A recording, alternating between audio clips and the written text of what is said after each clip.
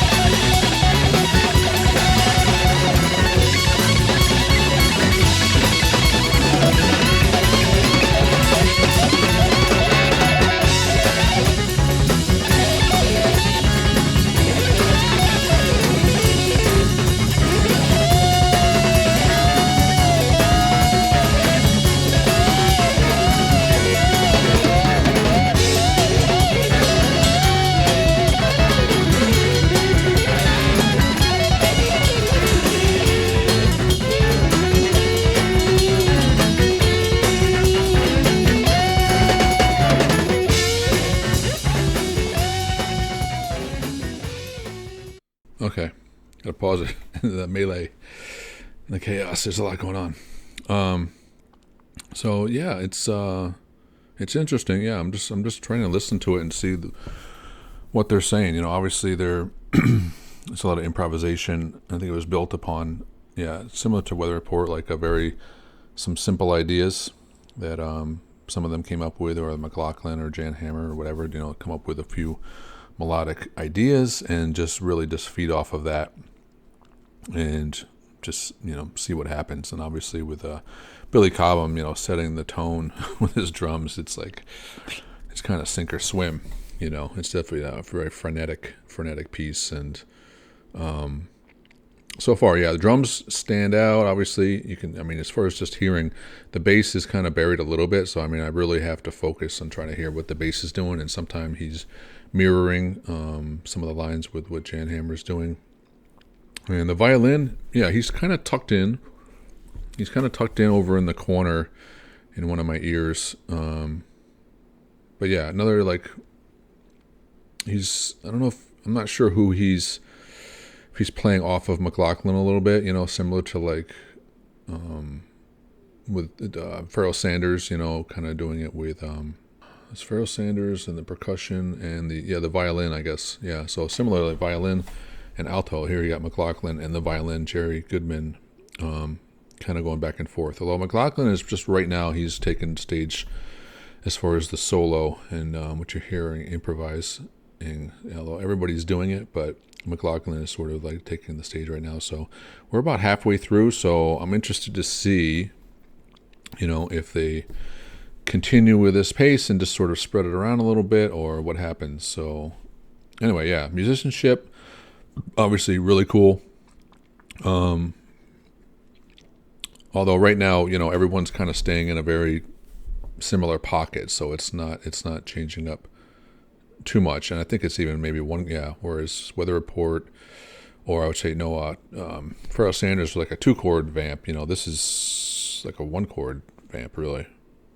So anyway, let's continue. I'll rewind just a tad.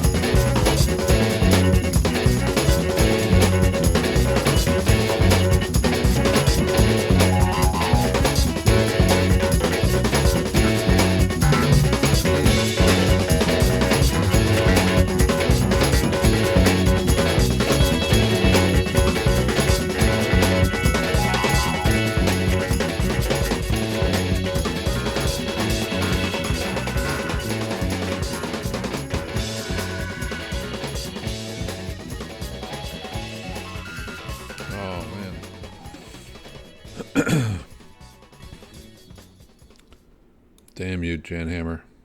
Wait to the end to bring out that golden lasso and just, yeah, I wanted to hear more what Jan Hammer was going to do, because first of all, the sounds, I think he was playing, I don't know, I'm throwing it out there. I thought he was playing one of the early ones of playing the mini moog in this sort of group oriented genre, not in the electronic sense.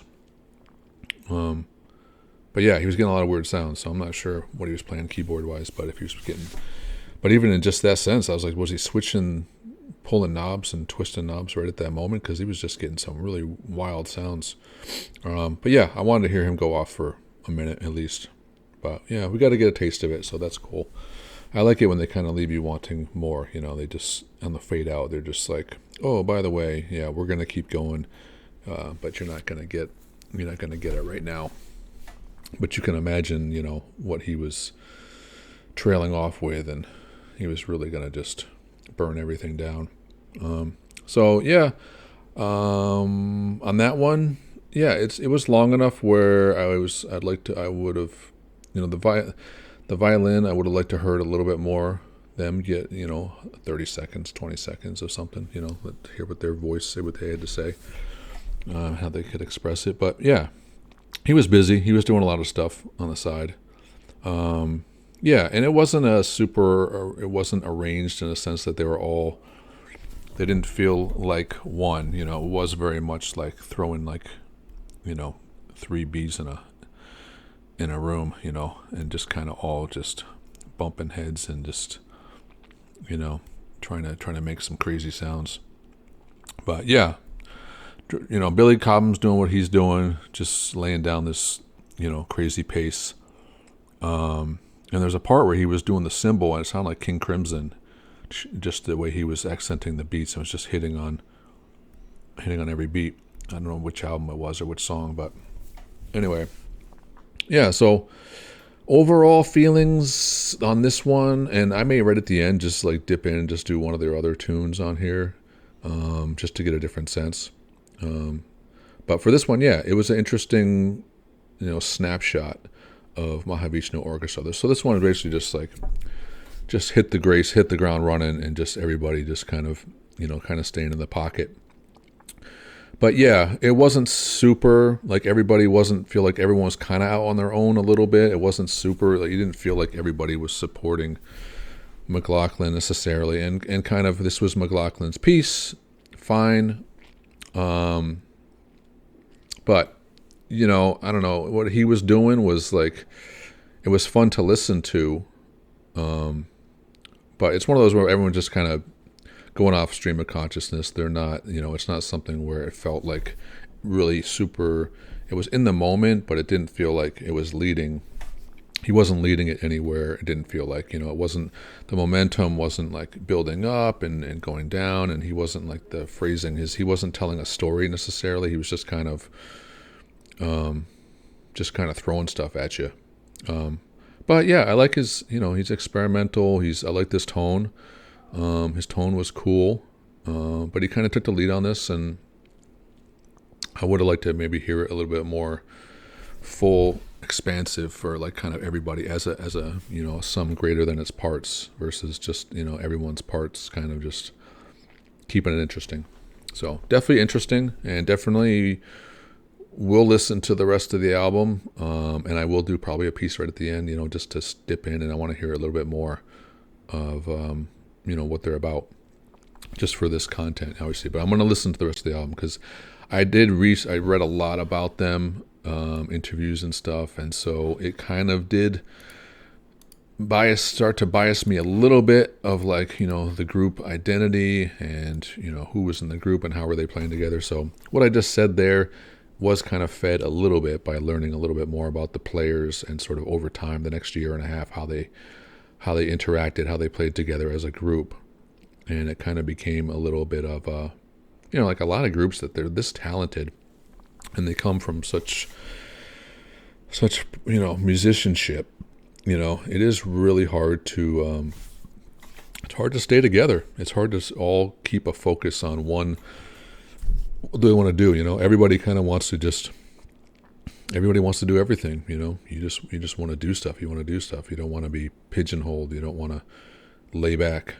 So anyway, this one reached number 89 in the top 200 Billboard.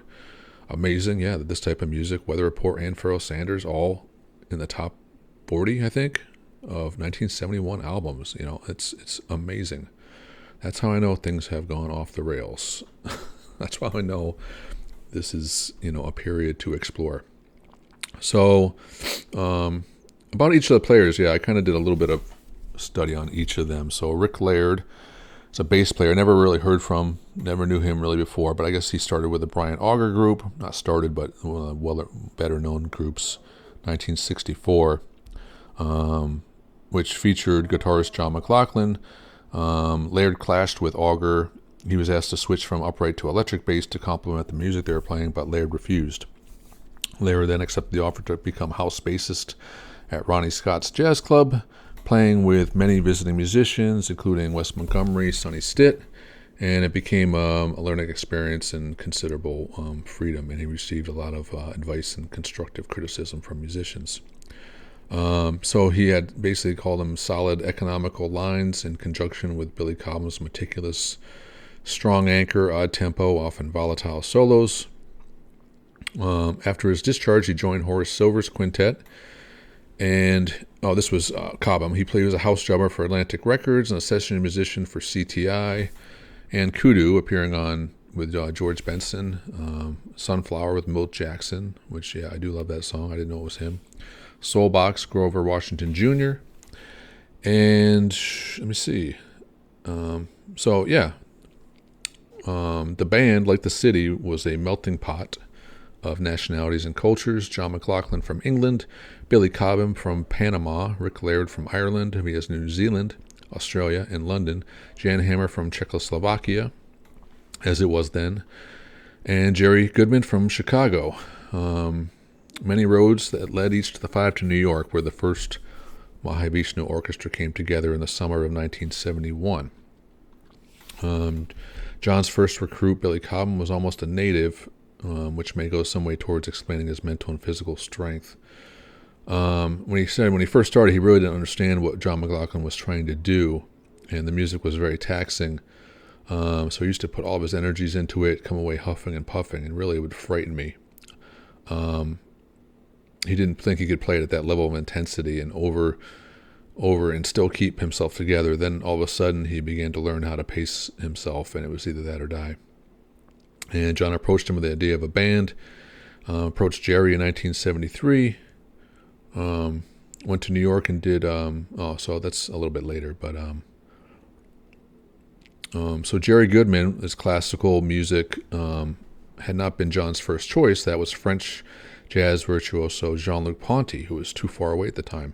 Similarly, Rick was a second choice bass player. First choice was the progressive vibraphonist Gary Burton's bassist Tony Levin, and he failed to turn a call, so fatally misconstruing it as an invitation to join some bizarre wedding cabaret act called Murray Vishnu and his orchestra. And then even Jan Hammer had only been sought when Larry Young proved unavailable. So, a bunch of second choices, except for Billy Cobham. He was the first choice. So apparently their first gig was opening up for John Lee Hooker, and apparently this song, Vital Transformation, was the first song played at that first gig in New York, recorded on August 14th, 1971. And then after a December 29 date at Carnegie Hall, they supported a band called It's a Beautiful Day, marked the end of a phase that had surprised everyone involved. The first notes of the music made the audience literally jump. As a writer wrote, roaring, vibrating rock, the violin, guitar, and piano all playing like lightning in the same high range. Billy Cobham playing so fast that you can't see his arms, swirling out brilliant driving music that translated into invocations of the spirits, prayers, chants, music that seems to go as far as music can go from the fingers of mortal musicians. So later on, and then later into, after the first album, which, became very strong, they were touring a lot and really get to, in a short amount of time, playing together, just really touring a lot and playing together a lot more. But as Brian Auger, who I guess came onto the tour, went in, and there were all these people from the Sri Chinmoy organization around him. And he talked to John McLaughlin and said, "Hey, how's it going?" And he seemed a little bit distant. I said, "By the way, how are the kids doing?" And he didn't want to talk about that. It was a bit like people aren't supposed to know that. That was a turning point for me in the way I saw him as a friend of mine. And we became a little bit of a distance after that. He said he also opened for Mahavishnu Orchestra on the Montreux Jazz Festival. And again, I found him to be a little bit distant. He was going to offer him a present, go to his dressing room, but then decided to go back and went with Rick Lard and decided not to go. And Rick Lard didn't seem to be happy either. And by 1972, the Mahavishnu Orchestra supported Procol Harum, and at the Gymnasium in Cleveland, Ohio, and apparently never released officially, the hour-long 4-song performance was devastating. I've got a live tape from Cleveland from the first band that is just unbelievable. It's unreal. Even John, notoriously non-nostalgic, was able to say decades later. And that may be I might have to go find that, because I do want to hear them live too. It may be something that's even more intense than the studio stuff, because I think they'll say that later that for some groups, playing live, sort of like the Beatles, they can't be replicated in the studio, live. But I think they were saying for Mahavishnu Orchestra, there were some parts live where they couldn't be replicated in the studio. So yeah, I'd like to go hear some of their better performances to see, really how they interact as a group live. So I probably will be doing that soon, and I'll definitely drop some live stuff. If I find something really just exemplary, I'll just throw it out there for everybody. So as early as May 1972, New York correspondent for Melody Maker reported rumors that Jerry Goodman was to quit the band, suggesting that even from watching Jerry and John on stage, it's somehow apparent that true rapport does not exist. It probably wasn't. The first cracks had appeared when a brief studio soundcheck somewhere between entitled Sapphire Bullets of Pure Love appeared on Birds of Fire. Its publishing credit solely to John McLaughlin. Not one note of it had been pre-thought by John, or by any of the other members for that matter. Even aside from the track, John's position as sole credited writer had become tolerated rather than celebrated within the band. In Jerry's mind, the material on the first 2 albums were all actually written by the band. For Jan, he believed that most of the pieces were about 60% by him and 40% by the other members of the band. As Jan said, "I have a feeling, and I hope I'm right, that the worst is over. Now it just demands that we keep after the record company and the promoters to see it as a homogeneous unit, as opposed to a backup band for a superstar, because it's just not as simple as that." He assumes the reason he is promoted like that is not at all commercial. He refuses to see that, speaking about John McLaughlin. The only thing he sees in it is that he is there by divine right, and that he's an enlightened person who is already sort of a guru. We all really love the band because it gives us a tremendous opportunity. Any of us play better with this band than in any other situation. We were really made for each other, and these things just need to be thought about. And apparently these there was someone going along with the group, in interviews and things like that, and someone going along touring and finding a lot of these relationships, going on at the band at the time of touring. And by the time it came public, although, it was already known by the band what was going on, but by the time they read it, John apparently read it in the articles as far as how the band was feeling, it really created a rupture in sort of, how the band thought about each other and who was getting credit for this and that. So, overall, just from this, everyone, let me know if anybody knows anything different, but it definitely seems like, certainly John seems to have gotten the sort of star treatment from the media and as being the main breakout star of this group. I mean, as in this song, he kind of played the majority of the solo on this. So it didn't seem like everyone else seemed like maybe they were a backing band, and he was given that, he was sort of thrust into that position, and maybe he took it and felt it was, a natural, organic thing to do. The fact that he was given credit for writing the material, obviously is a whole different thing. Depending on whether it was a band effort, who brought a piece, and what it turned into, that's a whole different thing. But it definitely is dangerous. It's a little dangerous being one member and sort of letting it happen that you're given credit for, all the pieces, while the rest of your group, who are sort of put into a support position, that's kind of playing with fire a little bit. So, but yeah, there is an article, and I may leave the article in there. I think it was in, I'm not sure which magazine at the time, but a really kind of in-depth look into the group's dynamic at that time. It'd be really interesting to read. But yeah, they didn't last super long. I think they started, as I said, in late 1971, and I think by 1973, looking to do into a third album that basically completely combusted, and then they kind of went their own ways. And I didn't go into too much of where they went into after that, with Jan Hammer and Jerry Goodman. I think Jerry Goodman and Billy Cobham did an album, and I think some of them went together a little bit and to play with each other after that, here and there a little bit. But anyway, yeah, it's a lot of information, so a lot more to get into. So yeah, I'm going to jump in maybe to some of their live stuff a little later. Oh, here we go. Yeah, this is another one that I was going to also wanted to listen to, but I chose this Vital Transformation. So let's just do a quick one on this other Mahavishnu, because I feel like I want to understand them a little bit better. So this one's called Lotus on Irish Streams, and I feel like this is a little bit more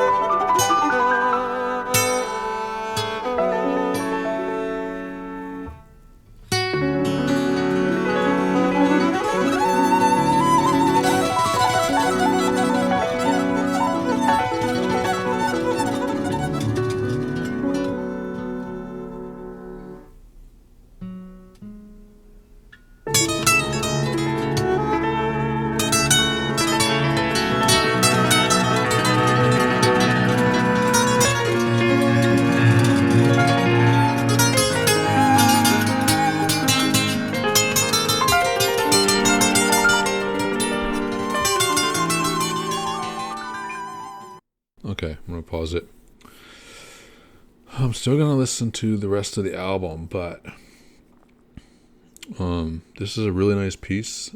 And I mean, it's hard because I feel like I've been reading about this and sort of the dynamic of the group, and I'm sort of hearing like these psychologies going on with the group, and I feel like I'm in there and I'm sort of sensing these very early. I mean, obviously this is before they really sort of develop more tension within the group, but I feel like I'm already seeing the seeds of where this tension would come from, with their playing. And to be honest, yeah, I don't hear anything in John McLaughlin's playing that leads me to think that he was playing along with people.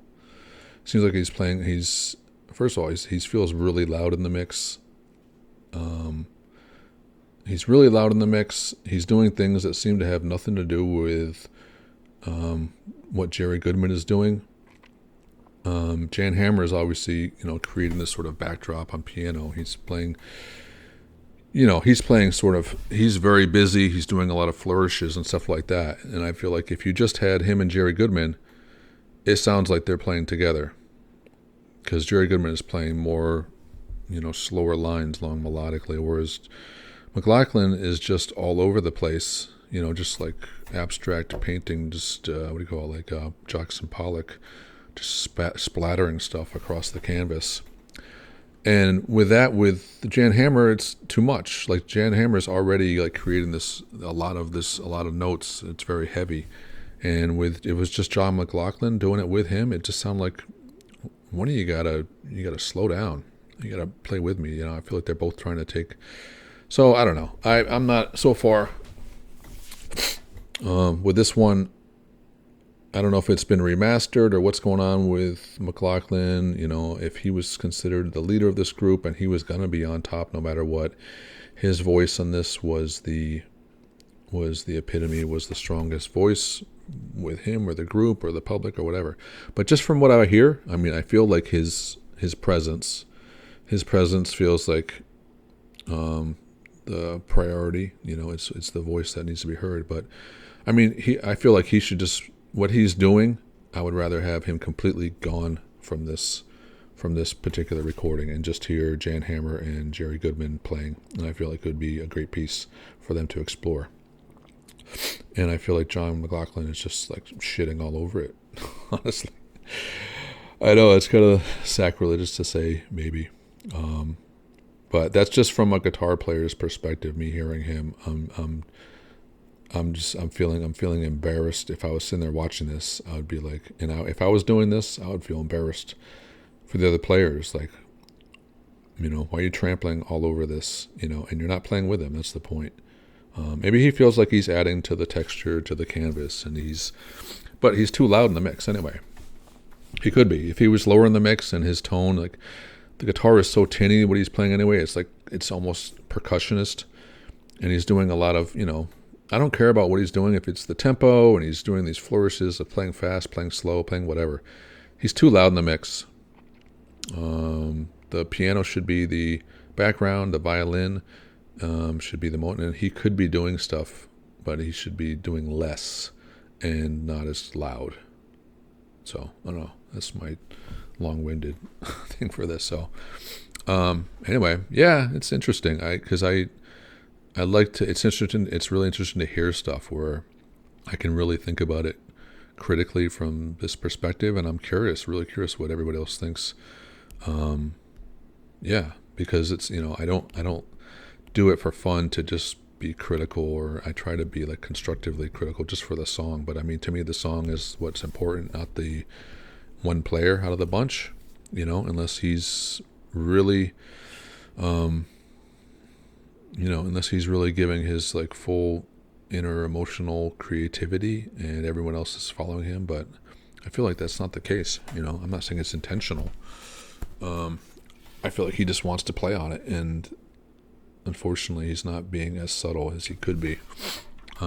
Anyway, let's continue it though. A couple more. Hopefully I don't eat my words now.